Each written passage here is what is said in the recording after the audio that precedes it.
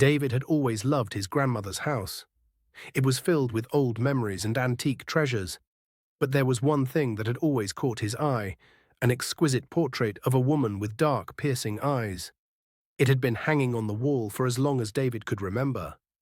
The woman in the painting looked regal, with an elegant, mysterious smile, but what always unnerved him were her eyes.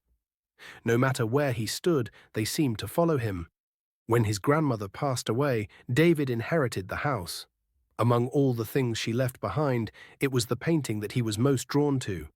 Despite his unease, he hung it in his living room, thinking it would bring a piece of his grandmother with him.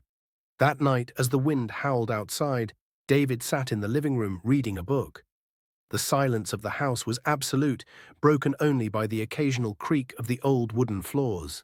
Then he heard something, a soft sound, almost like breathing. He looked up.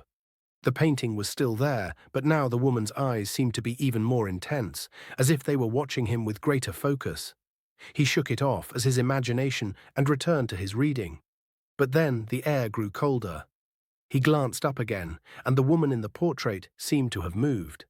Her lips weren't smiling anymore, they were now in a twisted grimace, and her eyes.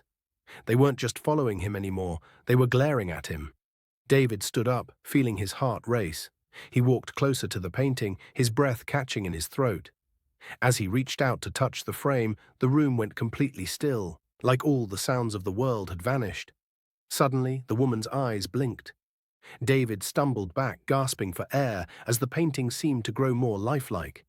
He could hear a low whisper, like a voice calling his name, faint but unmistakable. The eyes of the woman began to move, shifting their gaze to the side, then back to him, and the whisper grew louder. "Come closer," it said. His body frozen in terror, David could not tear his eyes away. Slowly, the woman's painted hand reached out from the canvas, fingers stretching as if they were going to touch him. The frame rattled with an unnatural force, and a cold draft filled the room, making David's skin crawl.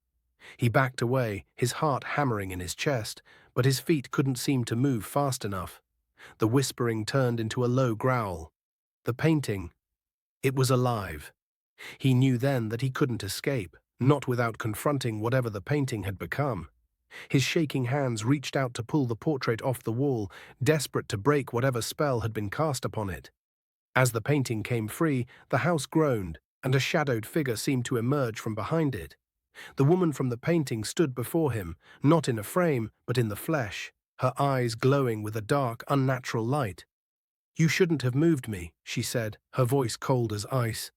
David screamed, but the house seemed to swallow the sound.